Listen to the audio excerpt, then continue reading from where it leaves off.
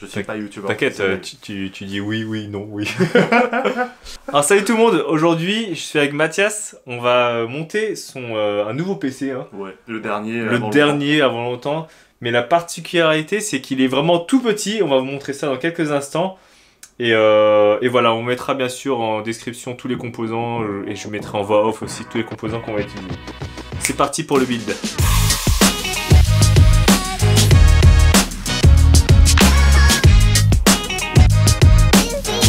Mathias voulait un build pas trop cher mais en même temps qui soit compact et puissant. Il s'est donc tourné vers ce boîtier de chez Dancase super bien. Pour le processeur, ça sera le dernier Ryzen 5600X avec 32 Go de RAM de chez HyperX. Pour le SSD, ça sera un 500 Go au format M2 NVMe. Comme le boîtier est tout petit, on est obligé de prendre une carte mère format ITX. Pour la carte graphique, il a récupéré son ancienne carte graphique, la RTX 2080. Le tout sera alimenté bien sûr par cette alimentation de chez FSP au format SFF. Et j'ai failli oublier, le processeur sera refroidi par Noctua avec quelques ventilateurs également de chez Noctua.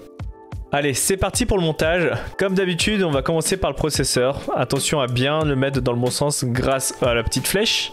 Pour la RAM, c'est assez simple, il n'y a que 2 slots comme c'est une carte mère ITX, donc il n'y a pas trop le choix. Pour le SSD, en général, le port M2 se situe à l'arrière de ces cartes mères ITX. Après, l'installation reste la même, il suffit juste d'emboîter le SSD et de mettre la vis de maintien.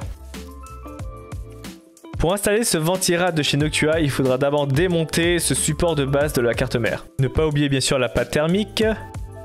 Pour l'installer, il faudra peut-être l'aide de quelqu'un pour maintenir à l'avant et visser les 4 vis à l'arrière. Et bien sûr, il faudra brancher le ventilateur sur la carte mère. Pour démonter ce boîtier, il faudra d'abord enlever les 6 vis pour être confortable au niveau de l'installation. Avant d'installer la carte mère, ne pas oublier de mettre la backplate et surtout dans le bon sens. Ensuite, il faudra minutieusement installer la carte mère et emboîter le tout dans le boîtier. Attention à ne pas abîmer l'extension PCI Express qui coûte très cher. On démonte le support pour SSD 2,5 pouces pour mettre le ventilateur. Profitez-en pour bien caler tous les câbles avant d'installer l'alimentation. Celle-ci qui sera maintenue par 4 vis et ne pas oublier de mettre l'extension de l'alimentation. Bon, je vous épargne tous les branchements de l'alimentation, mais attention, comme ce boîtier est très petit, il faudra bien optimiser tout l'espace et pousser le tout. Grâce à l'extension PCI, on va pouvoir mettre la carte graphique de ce côté-là. Donc il faudra juste l'emboîter et brancher l'alimentation de la carte graphique. Avant de refermer, je vous conseille de bien optimiser tout votre cable management, même s'il n'y en a pas trop, je vous avoue, dans ce boîtier aussi petit. On remet les panneaux du dessus et du dessous, et aussi les panels sur le côté. Et voici le moment que tout le monde attend, le démarrage de la bête. Allez, c'est parti. Ok les gens, on a fini de le monter, là on a tout rangé, tout bien et tout, on l'a branché et on va l'allumer et j'espère que ça va marcher. Allez c'est parti. non mais... What? Bon ça a fail, on s'est trompé en fait, on a oublié d'appuyer sur le bouton à l'intérieur, donc n'oublie pas de l'activer. Et c'est parti. Ça fait du bruit, ça boot. Bon, à l'écran, attention. Attendez.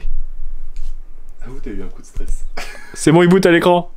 Bon, je vous avoue, en fait, on avait déjà installé Windows, on l'avait testé avant de tout remonter, hein, bien sûr. Donc ça marche nickel.